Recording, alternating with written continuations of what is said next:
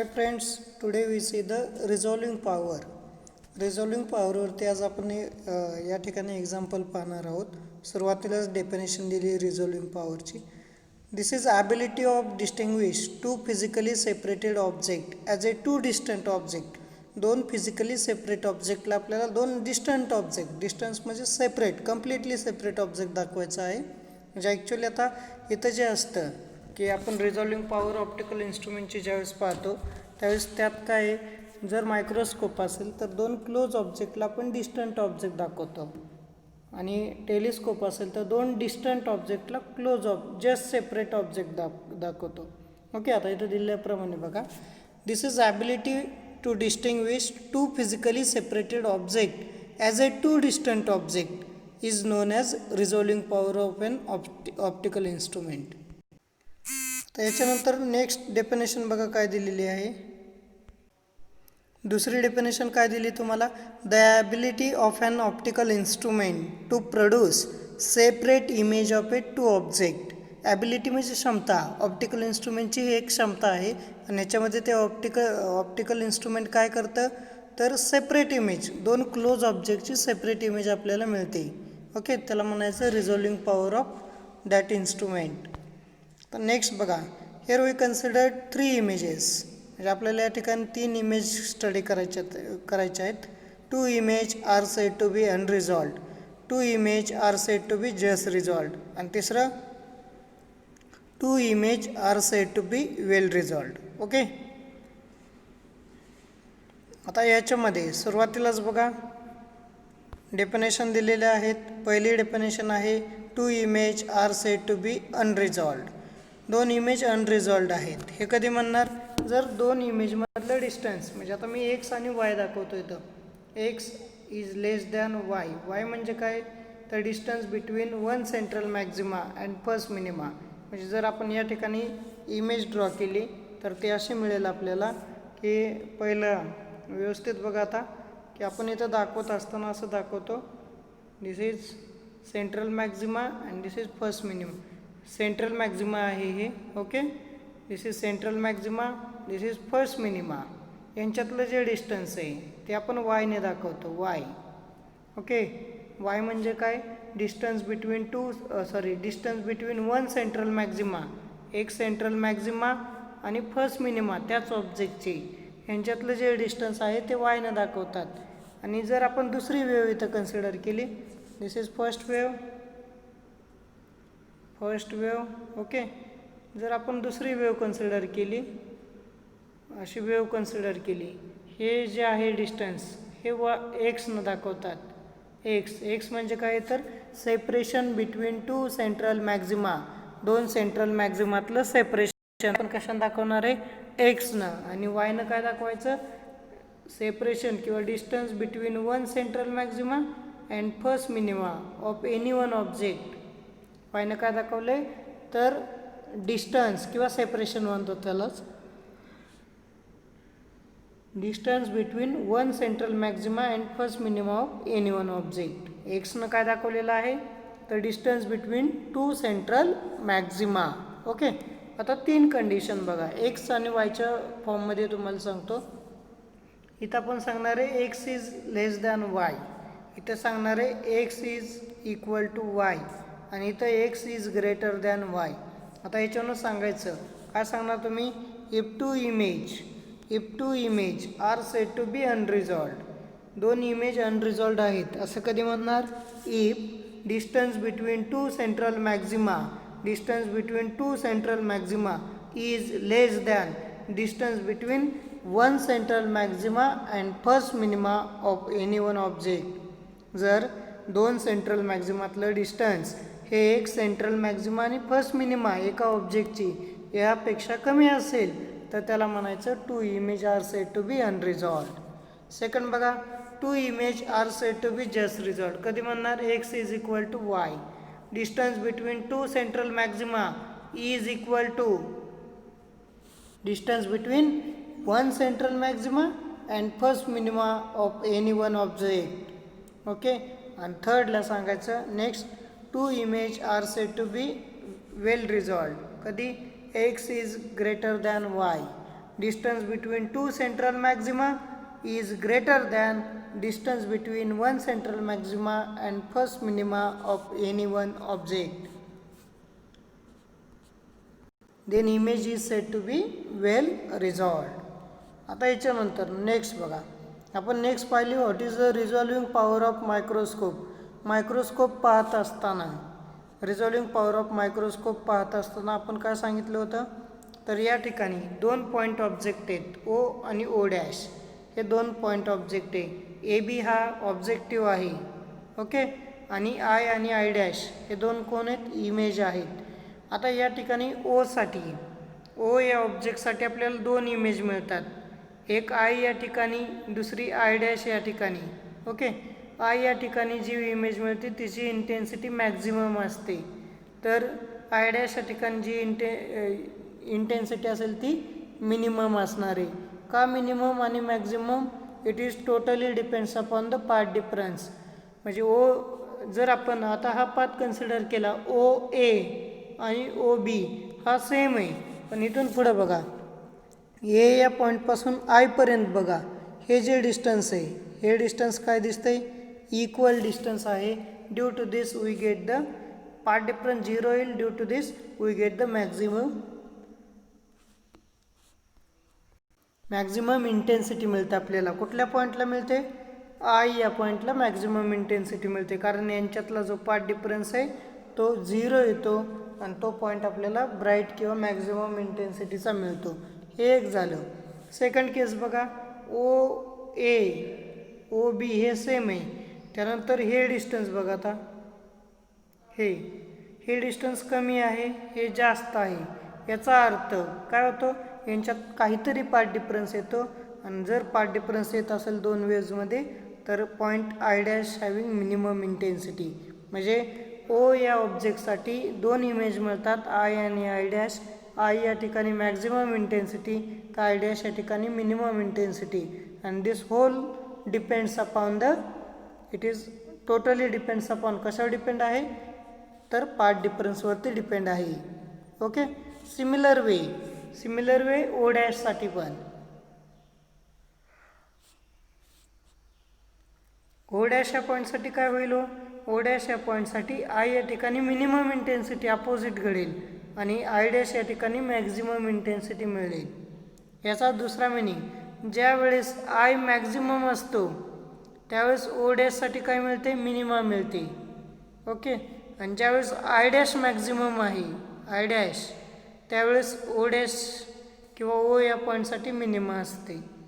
हे असं मिळतं. म्हणजेच याचाच दुसरा मिनिंग असं सांगतात, central maxima of one object is coincide with first minima of another object. एका ऑब्जेक्टचा सेंट्रल मॅक्झिमा जर दुसऱ्या ऑब्जेक्टच्या फर्स्ट मिनिमाशी कोइन्साइड होत असेल तर त्याला म्हणतात two image are said to be just resolved. Okay, आता याच्यानंतर बघा, याच्यानंतर आपण रिझॉल्विंग पॉवरचे फॉर्म्युले बघितले. रिझॉल्विंग पॉवरचे फॉर्म्युले बघत असताना दोन प्रकारचे फॉर्म्युले बघितले, की resolving power of microscope for non luminous and resolving power of microscope for luminous source. एक नॉन ल्युमिनियस आणि एक ल्युमिनियस.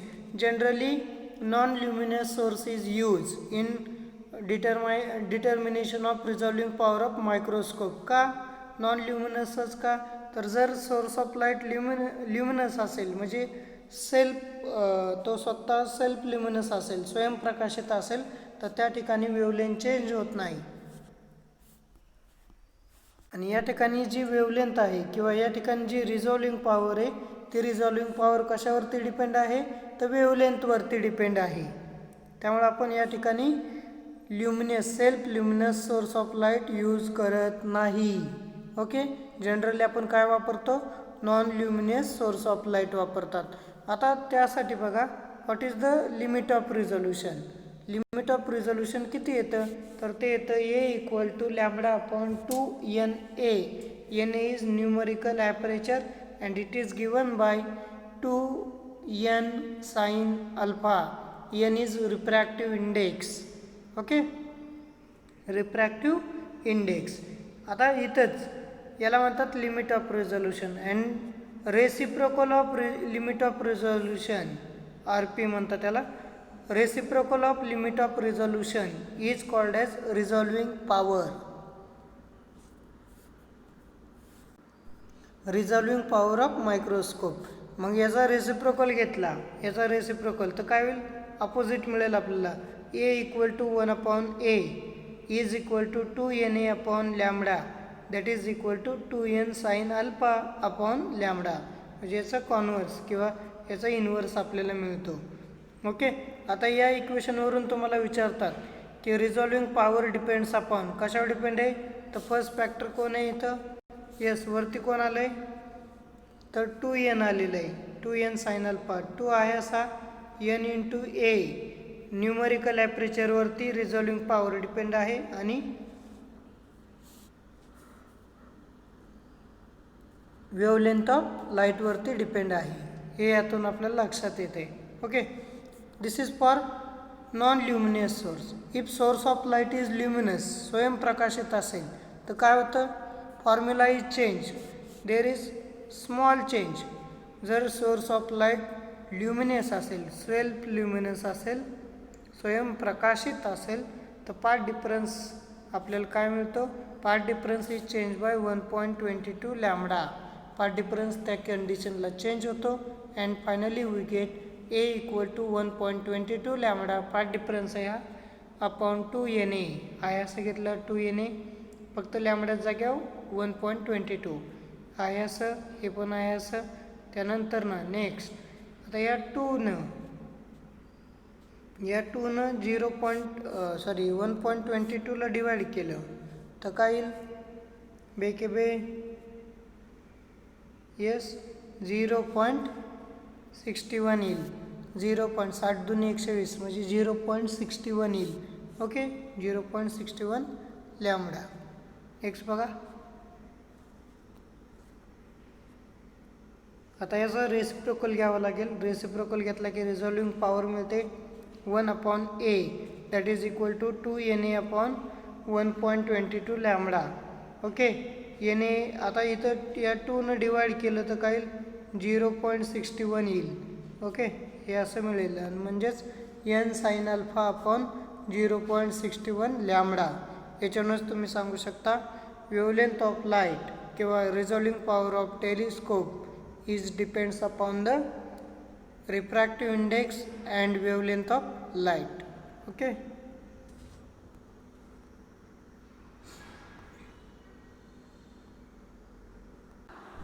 आता याच्यावरती जे एक्झाम्पल आहेत ते बघूया. 2 near source is said to be just resolved if central maxima of one coincide with first minima of other the condition is given bye.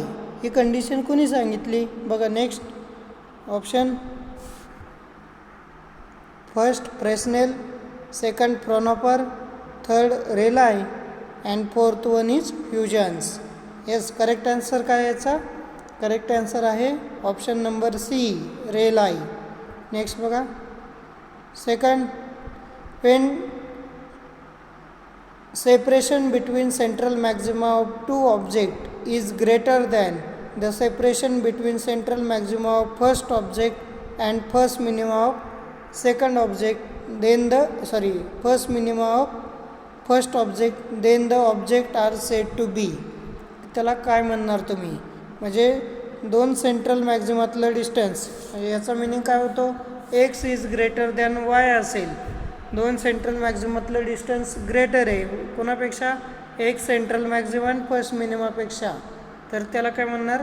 Answer काय याचं, correct answer is 2 image are said to be well resolved. Next बघा. when separation between central maxima of two object is less than, कोणापेक्षा less आहे, obviously तुम्ही सांगू शकता x is less than y, then 2 image are said to be. जर x लेस असेल y पेक्षा तर त्याला काय म्हणणार. ऑप्शन बघा. Yes, just resolved, well resolved, not resolved, none of these. Correct answer is not resolved किंवा अनरिझॉल्व्ड म्हणतो आपण त्यालाच. नेक्स्ट बघा. Which colour should be use to increase resolving power of microscope. मायक्रोस्कोपची रिझॉल्विंग पॉवर इन्क्रीज करण्यासाठी कुठला colour वापरतील, पहिला ऑप्शन आहे व्हायोलेट, दुसरा रेड, तिसरा येलो आणि चौथा green. Yes, correct answer is violet. कारण जे या ठिकाणी रिझॉल्विंग पॉवर आहे, रिझॉल्विंग पॉवर इज, येस काय आन्सर आहे, रिझॉल्विंग पॉवर इज, या ठिकाणी काय येईल आन्सर, तर व्हायोलेट कलर येईल. का व्हायोलेट कलर, तर resolving power is inversely proportional to wavelength. बरोबर ना, रिझॉल्विंग पॉवर इन्व्हर्सली प्रोपोर्शनल आहे वेवलेंथला, त्यामुळे काय येईल violet colour. Next, the ability of an optical instrument to show the image of two adjacent point object as separated is called. पहिलं dispersive power, दुसरं magnifying power, तिसरं resolving power आणि चौथं none of these. दोन ability विचारली optical इन्स्ट्रुमेंटची, ती काय करते, दोन ॲडजसंट पॉईंटला सेपरेट ऑब्जेक्ट म्हणून दाखवते. त्या ॲबिलिटीला काय म्हणतात, resolving power. Yes. Next, in the resolving power of microscope the quantity mu sine theta is. काय म्हणतात म्यू साइन थिटाला, पहिला आहे resolving power of microscope, refractive index of microscope, numerical aperture आणि चौथं limit of resolution. Correct answer is numerical aperture. Next, the numerical aperture of an object of a microscope is 0.5 and the wavelength of light is used 5000 angstrom in it. Its limit of resolution will be, पहिला option 6.1 into 10 raised to 7, 5 into 10 raised to minus 7, 6.1 into 10 raised to minus 4 metre आणि 6.1 into 10 raised to plus 4 metre. By considering, आता consider करा formula consider केलं काय आलं, A equal to lambda upon 2n A, that is equal to lambda upon 2n sin alpha. ह्याच्यावर A ची किंमत काय येईल, lambda upon 2n sin alpha आहे असं घेतलं. लॅम्बडाची किंमत 5 into 10 raised to minus 7, त्यानंतरनं 2 आहे असा आणि n sin alpha म्हणजे न्यूमरिकल ॲपरेचर किती दिलेला आहे, इट इज अबाउट 0.5. या दोघांचा गुणाकार केला तर 1 येईल, म्हणजे आन्सर आलं 5 into 10 raised to minus 7. Okay. Next बघा,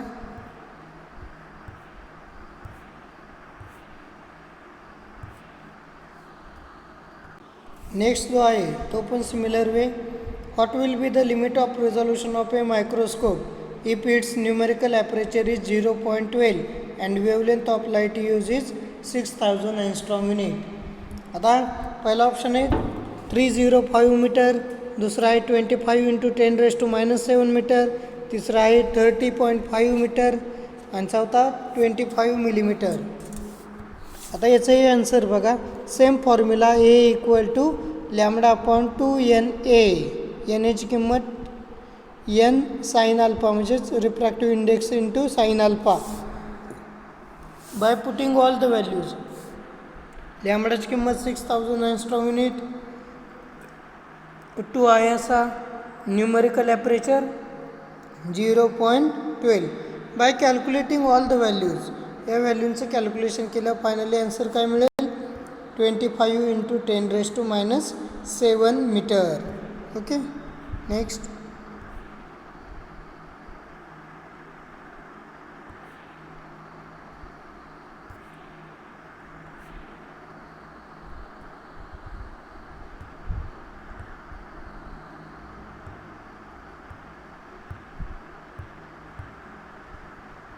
if the numerical aperture of a microscope is increased, numerical aperture increase केलं तर काय होईल विचारले, resolving power remains constant, resolving power become 0, resolving limit of resolution decreases आणि चौथं limit of resolution increases.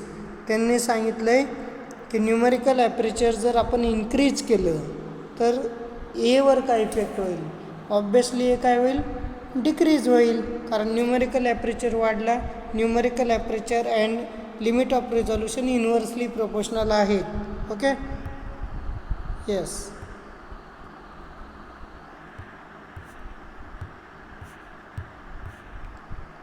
अशा प्रकारे आपण अनेक एक्झाम्पल सोडवू शकतो. The ratio of resolving power of an optical instrument for two wavelength λ1 equal to 4000 angstrom unit and λ2 equal to 6000 angstrom unit is. पहिला option 9:4, दुसरा 3:2, तिसरा 16:81 आणि चौथा 8:27. ओके. आता इथं पण तुम्हाला माहिती आहे रिझॉल्विंग पॉवर आणि वेवलेंथ इन्व्हर्सली प्रोपोर्शनल आहे. याचा अर्थ काय येईल, R1 is inversely proportional to λ1 आणि R2 is inversely proportional to λ2. मग फॉर्म्युला काय मिळेल, R1/R2. या ठिकाणी एक करेक्शन आहे, ते काय येईल λ2/λ1.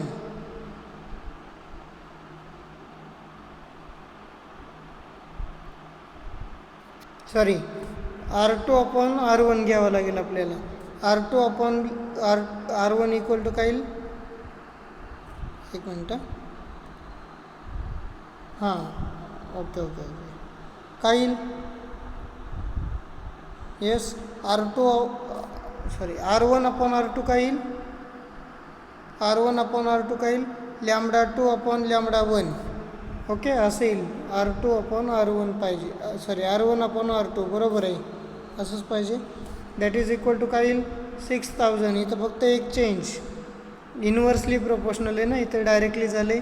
R1/R2 इज इक्वल टू λ2/λ1 पाहिजे. फायनली किती येईल 6000/400 म्हणजे 3/2. अशा प्रकारे आपण अनेक एक्झाम्पल सॉल्व करू